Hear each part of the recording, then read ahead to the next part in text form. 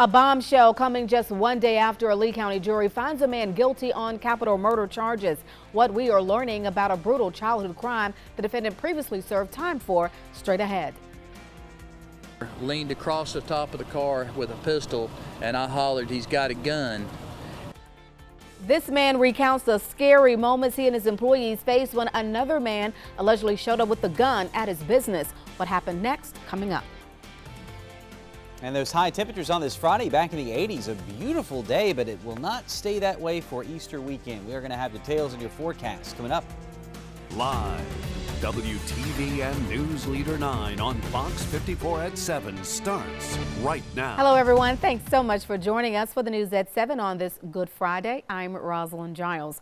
We're learning new disturbing details about Daryl Rich Ennis. He was sentenced to life in prison yesterday for the murder of Lori Slasinski. Now their three sisters are coming forward saying Ennis killed his mother and stepfather back in 1993. According to the Montgomery Advertiser, a 12-year-old beat his mother with a baseball bat before shooting her with a .22 caliber handgun. The articles go on to say Eddie Flowers was shot and killed with a 16-gauge shotgun. The statement from the family says Rick Ennis was 12 years old at the time and that he admitted to the murders. Because of his age, he could not be tried as an adult. He served 9 years in the Alabama juvenile justice system. Ennis was released at the age of 21. Those records are sealed and none of that information was made public until now. The trio of sisters want Alabama lawmakers to revise state regulations for juveniles involved in murder cases.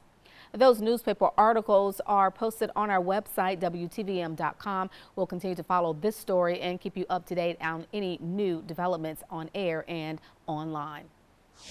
A Phoenix City business owner believes the military training of one of his employees helped him survive a shootout at his business. Our Reagan Ranzer has more. Warrants have been signed for the arrest of both Andrew McDaniel and Justin Lott for attempted murder.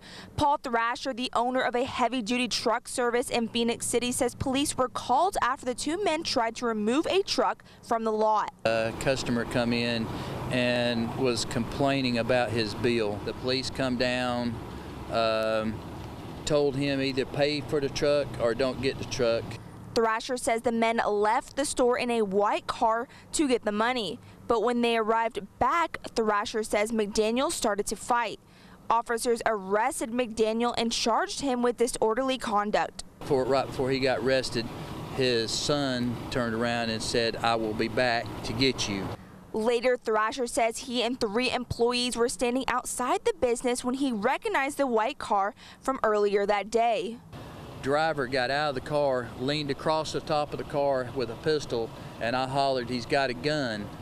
And at that point in time, the father was shooting from inside the car and the son was shooting across the car at us. Thrasher says if it wasn't for one of his employees being trained from the Army to properly handle a gun, the outcome would have been different. Police were able to respond and arrest McDaniel and Lott, who both suffered non-life-threatening gunshot wounds. If there would not have been return fire, he would have advanced on us. We would have had a fatality. And thank God for my employees. And once McDaniel and Lott are released from the hospital, they will be taken to the Muskogee County Jail and then extradited back to Russell County.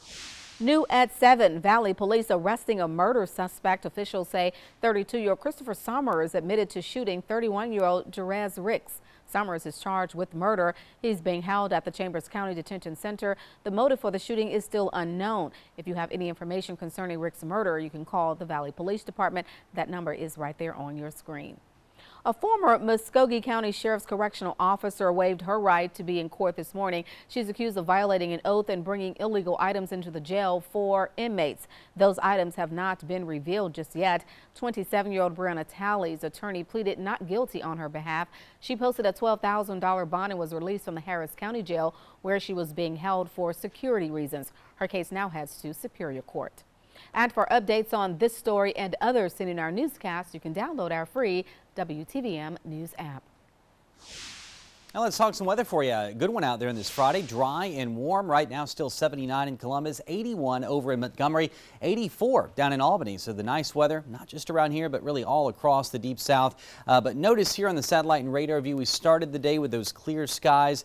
Lots of sunshine through the afternoon and into the early evening hours too. But we've seen the clouds, showers and storms increase a bit off to the west of us. And this is the kind of weather that will be due back in here on Saturday and Sunday, unfortunately. For tonight, though, great weather. Outdoor events like the Uptown Concert Series looking wonderful from a weather point of view. We will tell you a bit more, however, about what's to come for that Easter weekend, breaking it down with our Futurecast, the hour-by-hour outlook. Here in a bit, Ross.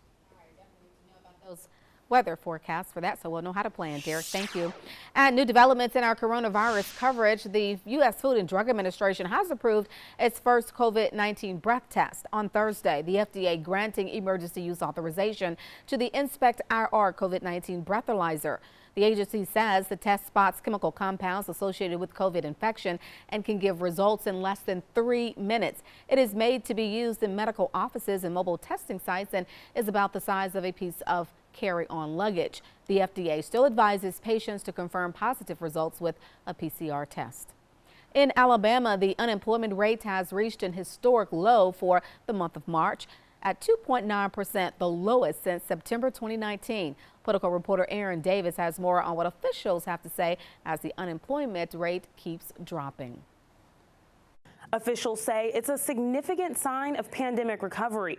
The Secretary of the Department of Labor said these numbers mean Alabamians are working, businesses are hiring, and we're getting closer to normal with each month. So not only does that rate continue to drop, the labor force participation rate has increased. Another good sign is it shows more people are rejoining the workforce, and one means of doing so is through career fairs. I stopped by one on the campus of Auburn University at Montgomery, where students and the public were welcome to apply for jobs on their campus. And even though they were specific opportunities, it's a step in the right direction for employers and potential employees. This is a job seekers market. There are so many available jobs that employers are having to be extremely competitive with the available workforce. That means that wages are increasing, benefits are increasing. But a lot of people were so ready to get back to work, just so ready to get back into an environment where they can collaborate again with colleagues and they can be here in person with our students and our fellow faculty and staff. And Governor Kay Ivey released a statement along with these numbers saying she is confident the best is yet to come. In Montgomery, Aaron Davis, WTVM News Leader 9. And plans for a proposed apartment complex in Opelika is changing following feedback from residents. The Taylor development is a multi-family apartment building at 10th Street and Avenue C. A number of people complained to the City Council about the new development, claiming the 182-unit complex is too large and will bring unwanted traffic. City Council sent the proposal back to the city's Planning Commission for further changes. The City Council also voted to rezone the property from manufacturing to multi-family residential. People across the nation still feeling the effects of the supply chain issue. Coming up, how Georgia's top government leader plans to bring relief to the Peach State.